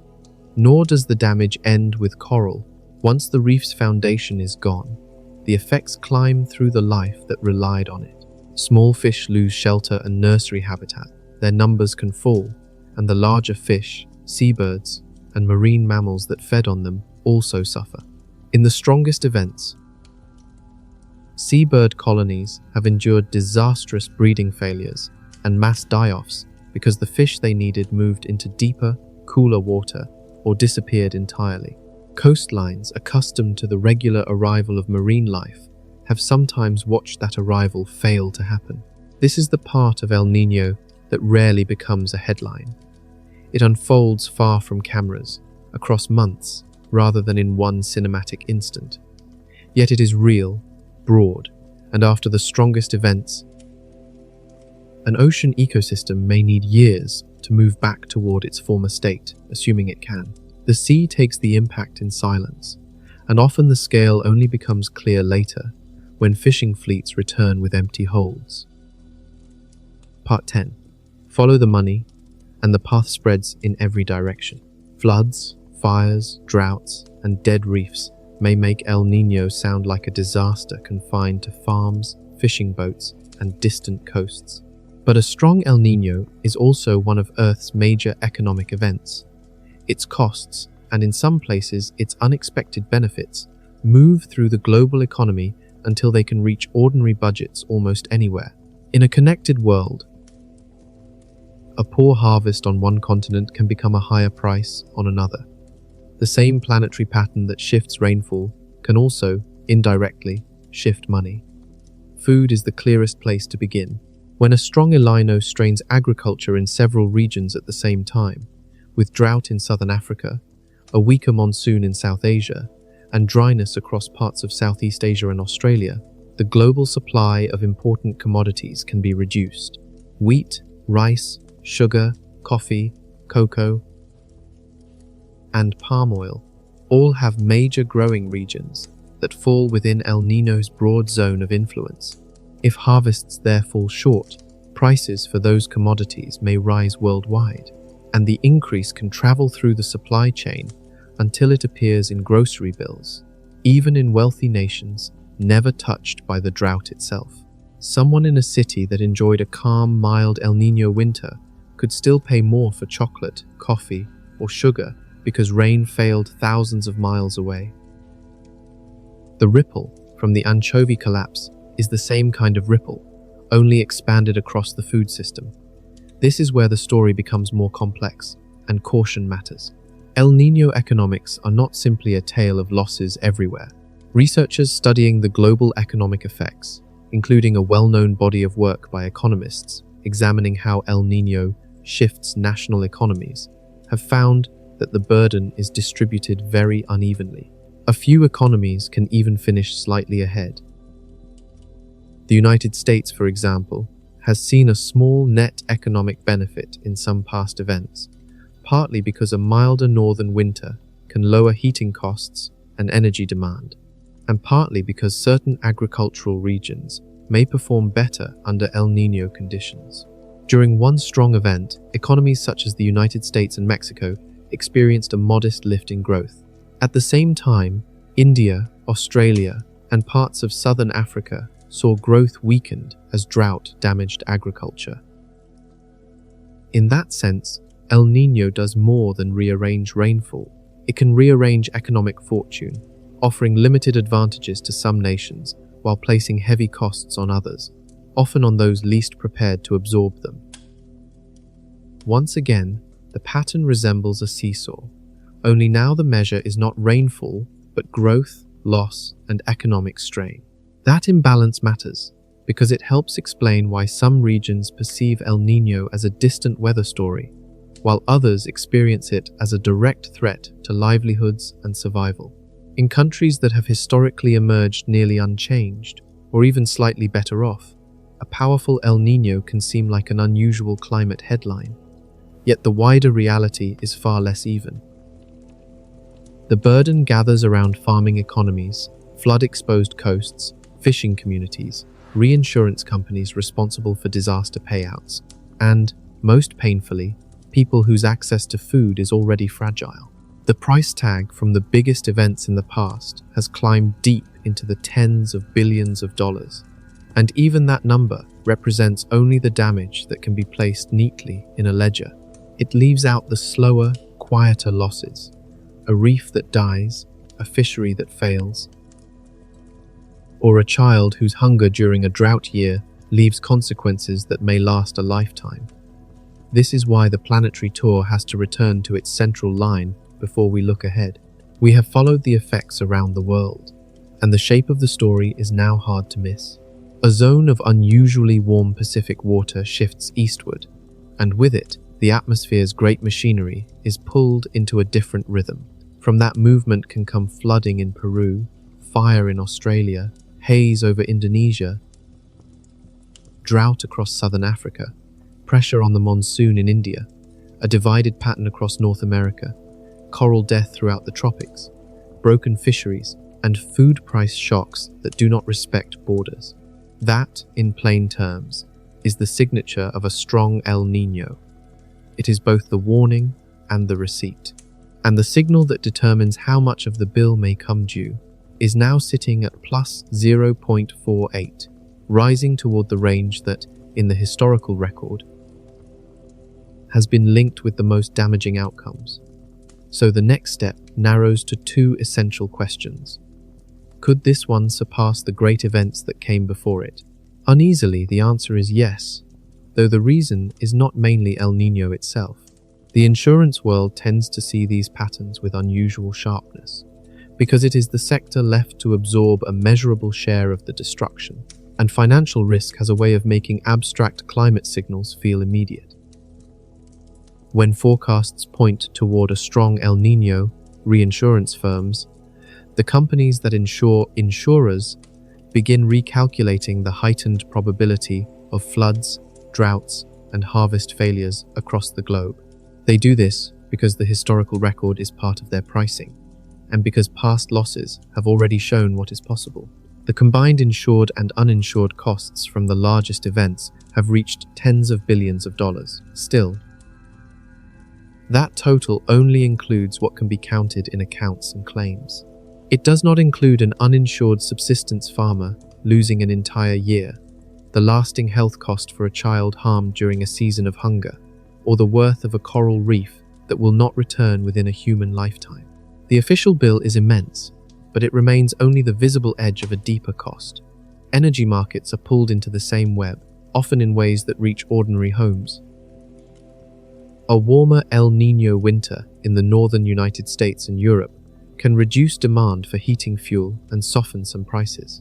At the same time, heat and drought elsewhere can push electricity systems harder and raise demand for cooling.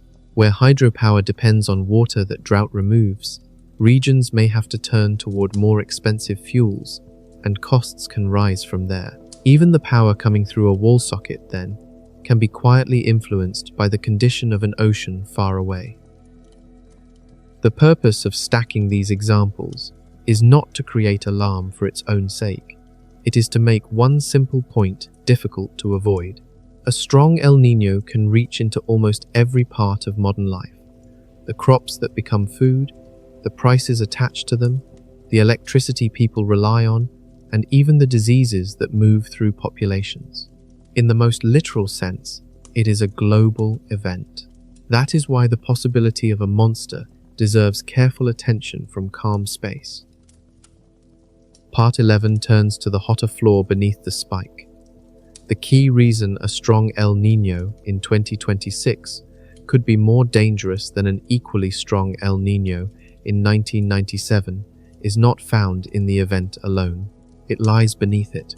Picture El Niño as a burst of added heat placed on top of the planet's usual temperature level. How tall the burst is depends on the strength of the event, but the final height depends on the starting point. That starting point has moved upward. Today, the background temperature of Earth is roughly 1 and a 3 to 1.5 degrees Celsius above its pre-industrial level. So when an El Niño adds its heat, it is doing so on a baseline higher than the one beneath any super El Niño humans have measured. This distinction may sound technical, but it is the difference between a statistic and a warning.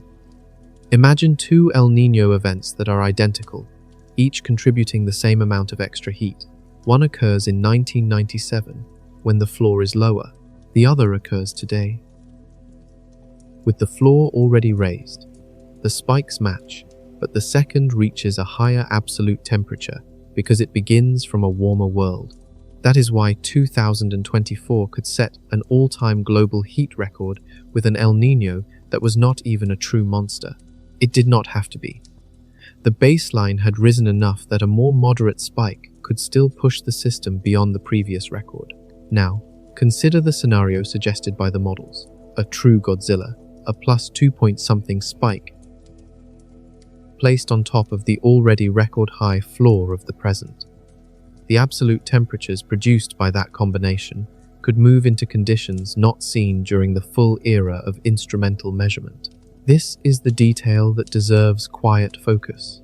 It does not promise catastrophe, but it follows basic arithmetic. A large spike placed on a high floor rises higher than the same spike placed on a low one. The logic is plain. And the higher floor does more than lift the numbers on a temperature chart. It can intensify damage through a physical principle that helps explain many of the impacts already described. That principle is often called the Clausius-Clapeyron relation. In its simplest form, it says that for every 1 degree C of warming, air can hold about 7% more water vapor. That 7% per degree may seem small, but it quietly shapes much of the story.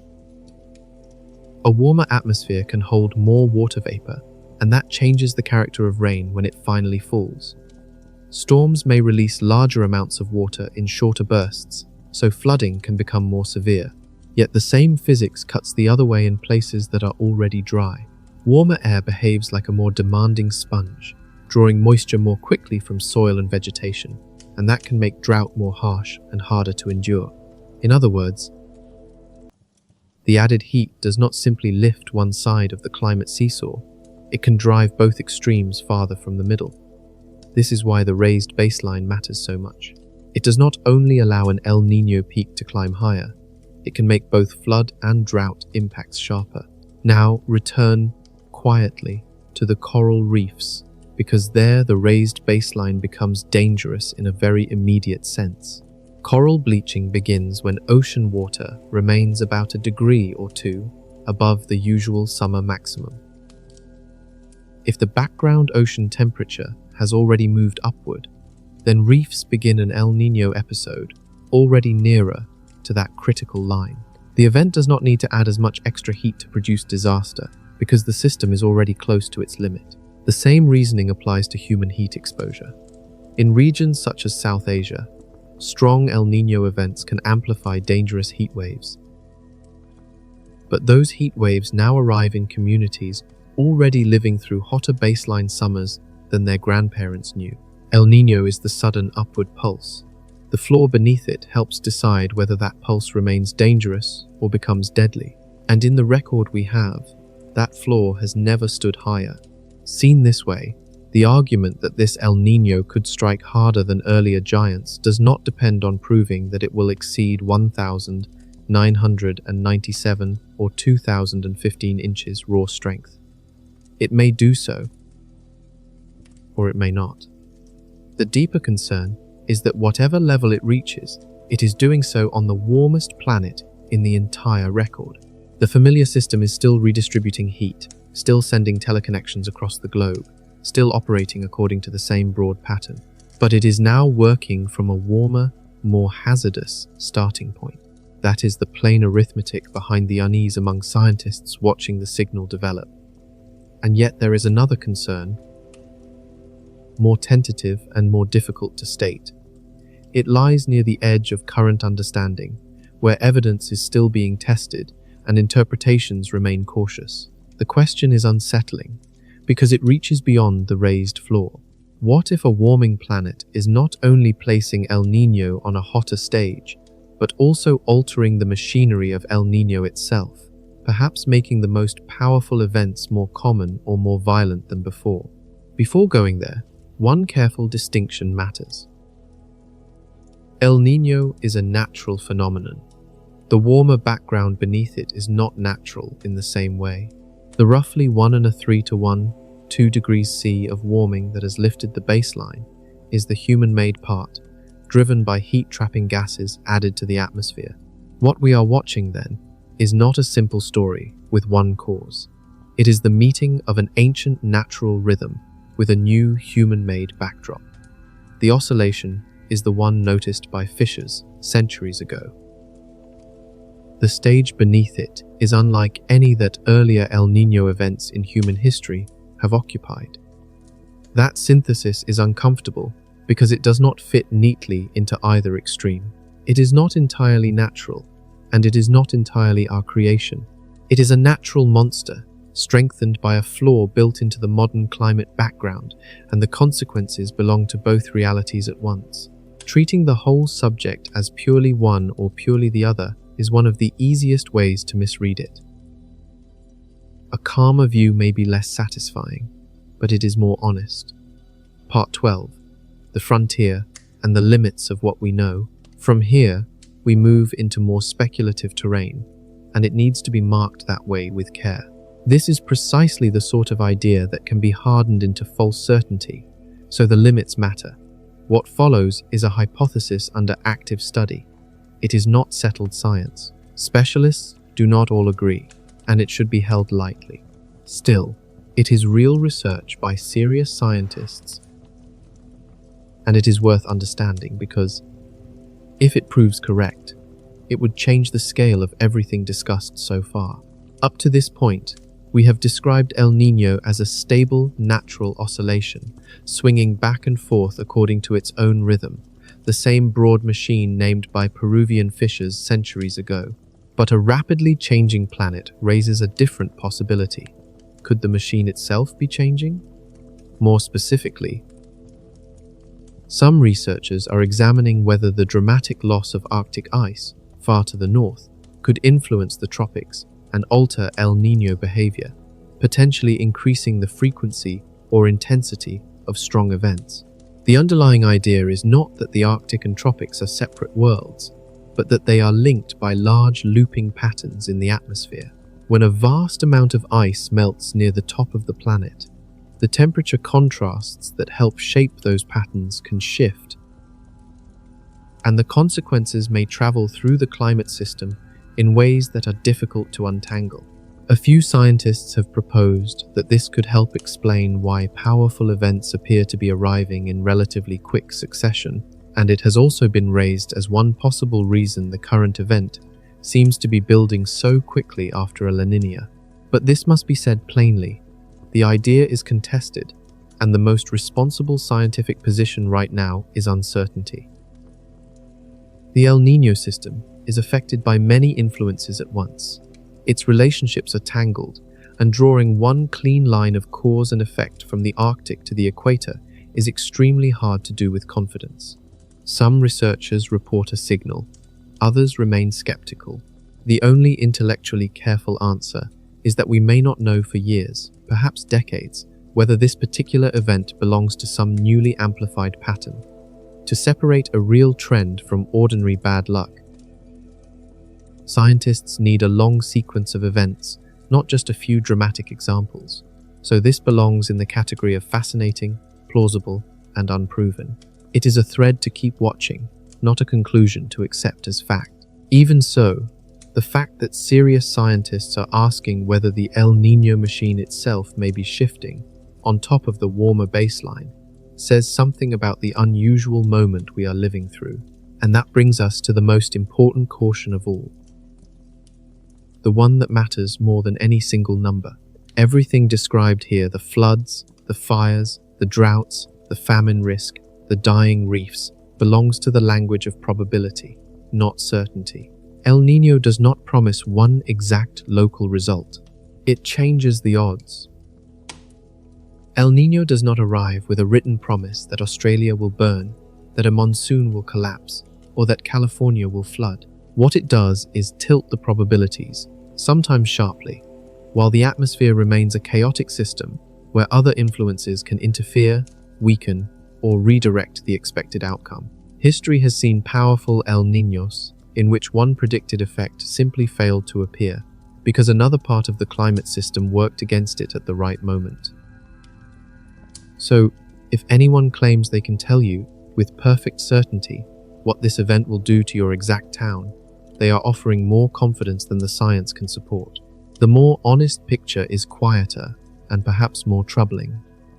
We can watch the dice being weighted, and we can estimate how strongly they are weighted, but we still cannot know the exact role in advance. That uncertainty matters, because it is not a flaw in the forecast. It is built into the system itself.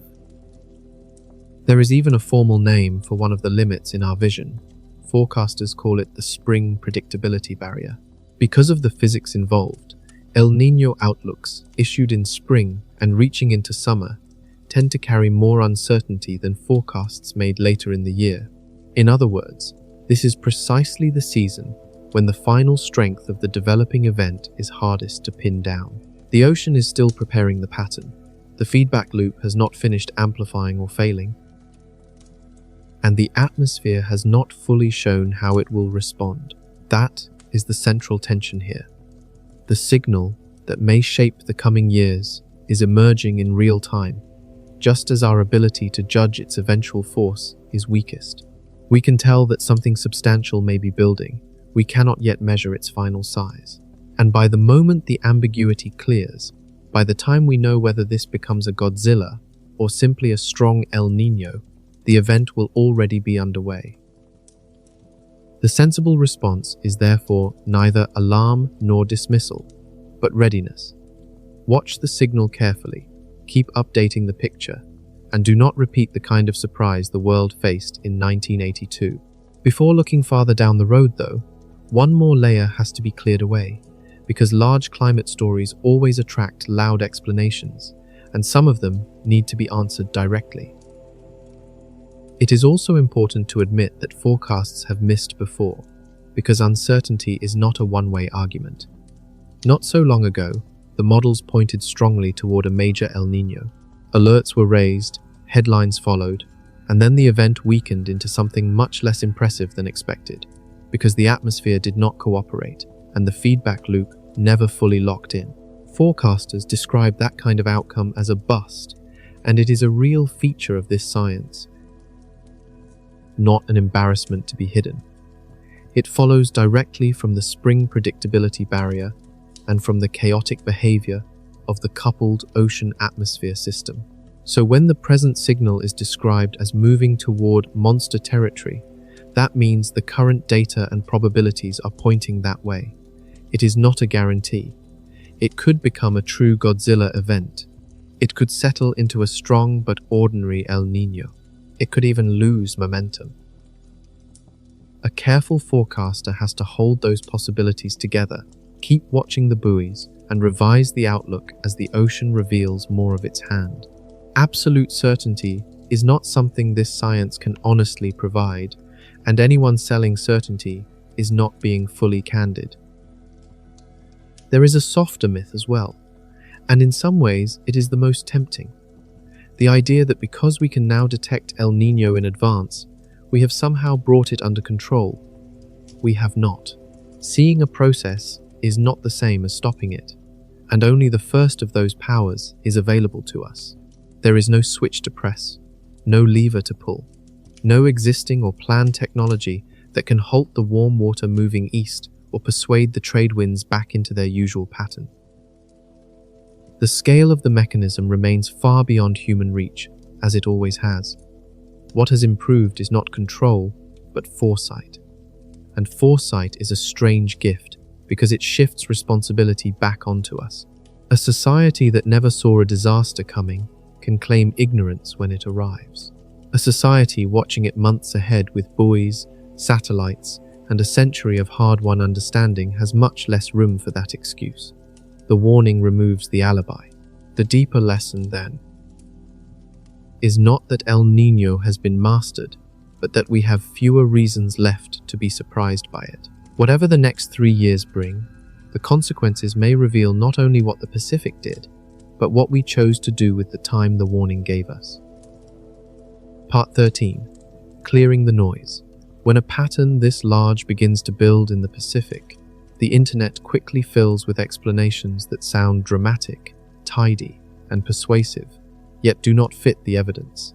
Treating the subject honestly means engaging those claims rather than pretending they are not there. 3 of them appear again and again, and each contains a small fragment that feels plausible, wrapped around a conclusion the data does not support. The first claim is that the sun must be responsible. Whenever Earth's weather behaves dramatically, someone points upward and insists that the driver has to be solar. The instinct is understandable, because the sun is the source of nearly all the energy behind our weather. But timing matters, and in this case, the timing is unusually clear. As this is being recorded, the sun is quiet, genuinely quiet. Geomagnetic activity is near the bottom of the scale.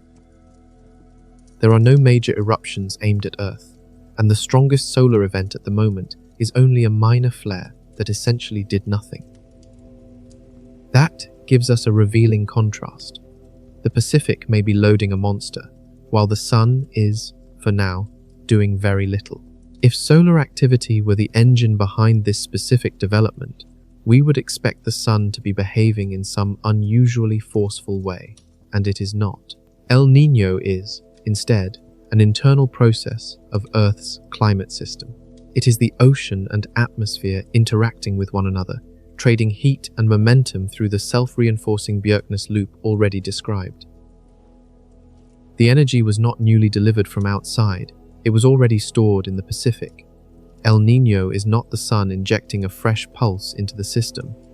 It is Earth redistributing energy it already contained. In that sense, the quiet sun overhead becomes a useful reminder. The drama can come from within the planet's own machinery. The second claim, which appears every time, is that someone is deliberately causing it through weather modification, cloud seeding, or that mysterious antenna array in Alaska that gets blamed for almost everything, supposedly steering the ocean in secret. I want to approach this first point carefully, without ridicule, because the fear beneath it is not strange. Many people can understand the unease that comes from imagining powerful institutions tampering with the systems that keep us alive. But in this case, the answer is not a matter of attitude or belief. It is a matter of scale, and more precisely, of energy. El Niño is not a small atmospheric trick. It is the rearrangement of a vast store of heat in the upper layers of the largest ocean on Earth, spread across an area reaching roughly a quarter of the way around the planet. The energy involved is so immense that anything built by human technology is smaller by orders upon orders of magnitude. Real cloud seeding can sometimes encourage a little more rain from a cloud already close to raining. It cannot summon clouds from nothing, and it cannot heat an ocean basin into an El Niño state. The Alaska Research Facility, sometimes pulled into these claims, warms a very small region of the upper atmosphere for study. Even if it ran for 1,000 years, it would not shove a Pacific warm pool into motion. The engine we have been tracing all along the trade winds, the warm pool, the thermocline, and the feedback loop runs on its own internal dynamics. It does not require human steering, and no human instrument is capable of taking the wheel. That may be the more sobering truth. This system is not hidden in our control. It is larger than us. And that realization, calm as it sounds, may be more unsettling than the myth. The third claim comes from the opposite direction. It says the whole subject has been exaggerated, that El Niño is merely normal natural variability dressed up as a crisis to frighten people. This objection deserves a fair hearing, because it contains more truth than the others. El Niño is natural. It is a real recurring oscillation, moving back and forth for thousands of years, long before anyone burned coal. On that narrow point, the skeptic is right. This is not an unprecedented monster manufactured by humans. But the argument breaks down at the next step, because natural does not mean gentle, and it does not mean safe. The 1,877 famine was natural, and tens of millions of people still died. The coral reefs that perished in 1998 were struck by a natural oscillation, and they are still dead. Something can arise without human cause and still be devastating. Earthquakes are natural. Volcanic eruptions are natural. We do not dismiss them because no one invented them. The more honest framing has to hold two truths at once. El Niño is a genuine natural cycle, and its strongest versions have repeatedly ranked among the most lethal weather events in human history. Both statements can stand together. We do not need to choose one and pretend the other disappears. Once the noise is stripped away, the picture becomes clearer. What remains is not a solar plot, not a concealed weather weapon, and not a harmless blip. What remains is the evidence itself, a powerful natural system intensifying quickly on top of the warmest planet we have ever measured, with a history of reshaping weather across whole continents, and with a real, though still uncertain possibility of reaching the most dangerous category we have a name for. That is the actual story. And it does not need myths to make it serious.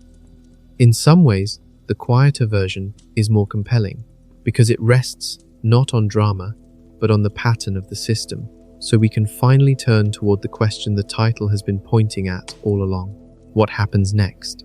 Not the fantasy version, and not the pure doom version, but the grounded version, the most likely way the next 3 years could unfold if this signal keeps rising. Part 14. The next 3 years. Let us trace the road ahead, using what the historical record and the physics can tell us. while staying clear about the uncertainty. Strong El Niño events tend to follow a recognizable life cycle, and that rhythm gives us a rough sense of timing. They usually build through the second half of the year, reach maximum strength near the middle of the Northern Hemisphere winter, most often between November and January, and then weaken gradually through the following spring. If the current signal follows earlier examples, the back half of 2026 would be the intensifying stage. The turn into 2027 would likely mark the point of greatest strength. After that, the rest of 2027 would become the long, fading phase. This is the window to watch. It is the period when the possible consequences we have been discussing either remain potential or begin crossing into reality. The timing matters because El Niño is not one event in one place. It is a sequence of linked responses, and they do not all arrive at once. Season by season, the outline begins to sharpen. Through the remainder of this year, while the event strengthens, the earliest signs would be expected in the places where El Niño usually announces itself first, the Pacific and the lands around its rim. The Eastern Pacific would be worth watching for an active hurricane season, while the Western Pacific Rim, Australia, and Indonesia would face the prospect of deepening dryness and increasing fire risk as they move toward their dangerous season. Then, as the year turns toward winter and the event nears its peak, the wider teleconnections would begin to matter more.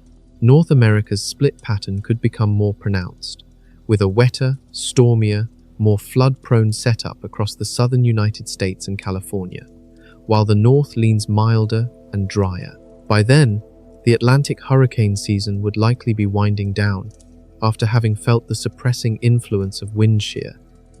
At the same time, global temperature, lifted by the peak of the spike, on top of an already record-high baseline, would be making a run at another all-time record, just as 1998, 2016, and 2024 did during their own peaks. This is where a distant ocean pattern stops feeling distant. Its fingerprints begin appearing across maps, seasons, and risks. Then comes the part that is easiest to forget, the long tail into 2027 and even 2028. The agricultural and economic effects of a winter peak do not arrive neatly at the moment the ocean reaches its maximum anomaly. They often appear later, at harvest. If a monsoon underperforms in the summer of 2027, the result may show up later that year and into the next as pressure on food supply and prices. If drought strikes southern Africa's growing season, the consequences can echo through food security for a year afterward. There is also a natural rhythm worth remembering. Strong El Niño events often flip afterward into La Niña, the cold phase, pushing the seesaw sharply in the other direction. So, the story may not simply end when El Niño fades. It may pass the atmosphere and ocean into its opposite state, with droughts and floods rearranged into a new pattern. The system does not always settle quietly back to neutral and rest. It may overshoot the other way. That is why the forward arc is not best understood as one difficult year. It is more like a multi-year reorganization of planetary weather, peaking around the coming winter and then rippling outward through 2027 and beyond. And that leaves the practical question hanging in the air.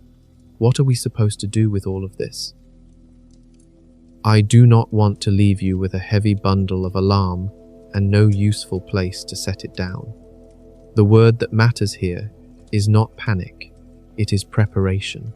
That is why the monitoring buoys are out there, why forecasters track the index, why relief groups move supplies into position when a strong El Niño is expected, and why food markets and water managers begin making plans before the season arrives. A powerful El Niño in the modern world can be endured in ways the 1877 event could not. Because today the signal can be seen before the worst consequences unfold.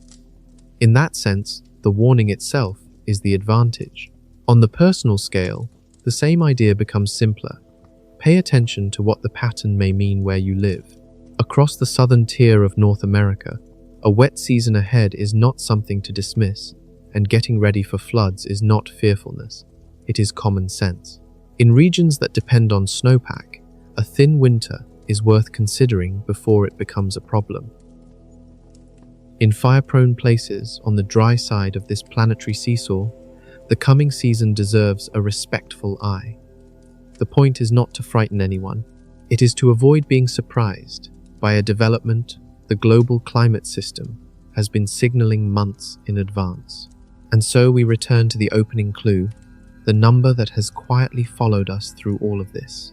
The index is at plus 0.48, only 1/100th of a degree short of the official threshold, rising season after season in the same steady direction.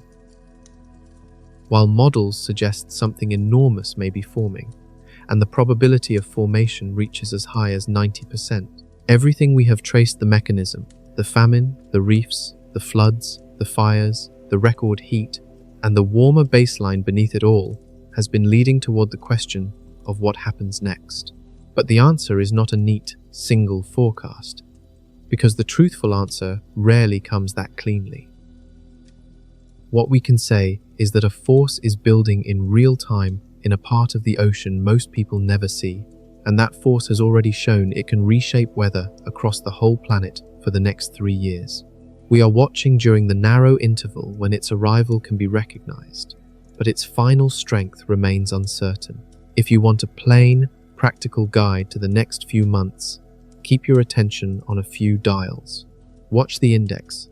Above plus 1.5, it points to a strong event, and if it moves toward plus 2, the Godzilla discussion shifts from possibility to something much more serious. Watch the Western Pacific Rim, Australia, and Indonesia as they move toward the dry season, because drought and fire danger often reveal the first major impacts there. Watch the Eastern Pacific for an unusually active hurricane season. Then, as the year turns toward winter, watch the southern United States and California for the procession of storms. And watch global temperature as it pushes toward another record. None of these signs is a promise carved into stone. They are gauges on the larger machine. Once you understand what those gauges are showing, you can follow the story as it develops, rather than waiting until afterward to be told what has already happened. That may be the most useful thing to carry away from this entire journey, the ability to watch with clear eyes. Part 15. How we learned to see it coming. Until now, we have been focused on what El Niño can do, but there is another question, quieter and just as remarkable. How did anyone learn to recognize it at all? How can we speak with confidence about the 1877 event as one of the strongest in history, when no one at the time had a satellite, a buoy, or even a clear understanding that the Pacific Ocean was helping drive suffering far away? And how can modern forecasters look months ahead and say that something powerful may be loading? The answer is the story of people slowly learning to interpret a planetary language that had been present all along. That change matters, because it is part of why the next 3 years do not have to ambush us in the same way the past once did. For most of human history, El Niño had no visible shape.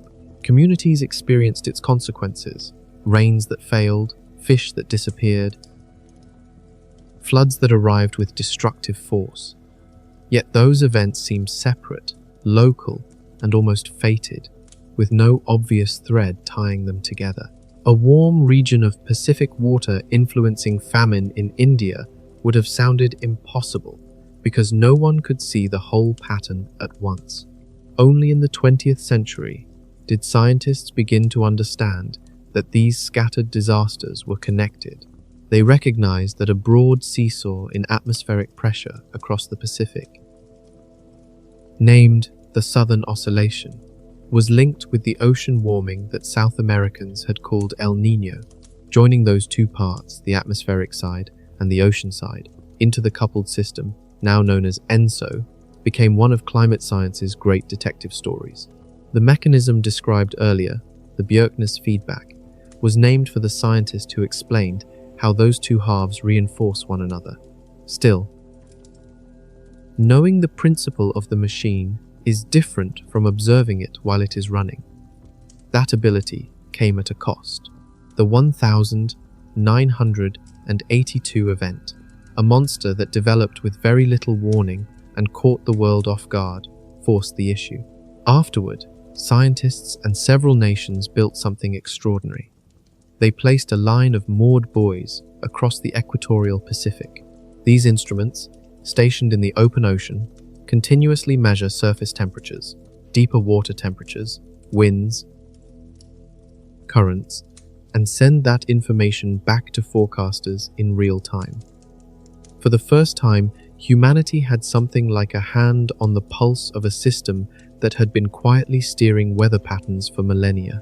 So, when you hear that the index is at plus 0.48 and rising, that number is not a guess pulled from the air. It exists because of those buoys, together with satellites that now observe the ocean from above. We are reading the machine more directly as it loads. Even more quietly astonishing, we can also study events that occurred before any instrument was in place. Because the natural world has kept records of its own. Coral grows in yearly bands, somewhat like tree rings, and the chemistry inside those bands preserves traces of the temperature and rainfall conditions in the surrounding water year by year, reaching back centuries. Ice cores, layers of seafloor sediment, and the rings of ancient trees also hold faint signatures of past El Niño events. By studying these natural archives, scientists have reconstructed ENSO history not only across centuries, but across thousands of years. In a calm but profound way, the planet left a memory behind, and learning to read that memory has changed what we can see coming. That is why the event of 1877 can now be recognized for the extreme rupture it was, and why we can trace other super events threaded through human history, long before anyone understood what kind of force had arrived. Earth, in its quiet way, had been recording the evidence all along. Only in recent times have we begun to interpret that record. This matters because a warning is not a curse. It is a gift, and the only reasonable answer to it is preparation rather than fear. Every generation before ours met a super El Niño without the benefit of foresight. They could not identify it, could not watch it assemble, and could not take organized steps before it reached full strength. In the darkest cases, that ignorance helped turn climate stress into catastrophe, with untold numbers lost because no one could see the pattern coming. We occupy a very different moment. For the first time in the history of our species, we can observe one of these events building before it peaks, and that changes the meaning of danger. It may be the line between a year of severe hardship and a disaster on the scale of 50 million deaths. So, when scientists feel unease as they study the signal, that unease is not imaginary, but beside it sits something they would never willingly surrender: vision. At last, we can look directly at a force that once struck from darkness. The remaining question is quieter and perhaps larger. Is seeing enough? And how do we live on a planet where some of the strongest forces shaping our future can be monitored in real time, even though they cannot be stopped? Now we return to the place where this story began, a band of equatorial ocean that most of us will never visit. Call this the patch of water that decides. Beneath the whole discussion has been a humbling idea, almost vertiginous in its scale, a region of the Pacific with no coastline, no familiar landmark. And no name in ordinary conversation can influence whether crops succeed in India, whether reefs off Australia survive or perish, whether California floods, and whether a family in southern Africa has enough food. Human beings often imagine history as something guided mainly by human choices. Yet when the trade winds weaken over an ocean many people rarely think about, the consequences can move outward until the world itself seems to bend. Tonight, the index reads plus 0.48. By the formal threshold, it has not officially begun. Still, everything we have followed, the machinery, the feedback loop, the famine that killed tens of millions, the reefs that bleached and died, the floods and fires on opposite margins of the same ocean, and the record heat rising from a baseline already higher than before, now depends on the direction of a single number. A number that has been shifting season after season in the dark for the past 6 months.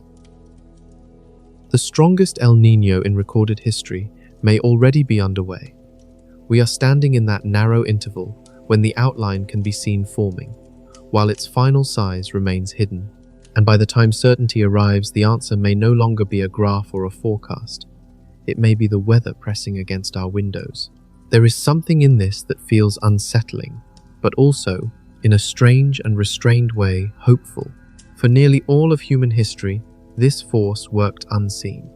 It shifted nations, brought dynasties to an end, and left villages empty, while the people caught inside its reach never knew its name. We are the first to watch it openly. We can see the odds being weighted, measure how heavily they are shifting, alert one another, prepare, move food, strengthen coastlines, and try to protect those most exposed before the peak arrives. That ability to see is the greatest advantage our generation has over all those that came before. It is also the reason the future does not have to echo 1877. The ocean will do what the ocean has always done. That part has never been ours to command. What remains in human hands is the response to the warning. And right now, that warning is gathering in a patch of water almost no one sees, asking the question that matters most when the Pacific begins to turn. Not simply whether it is coming, but whether this time we are ready to listen.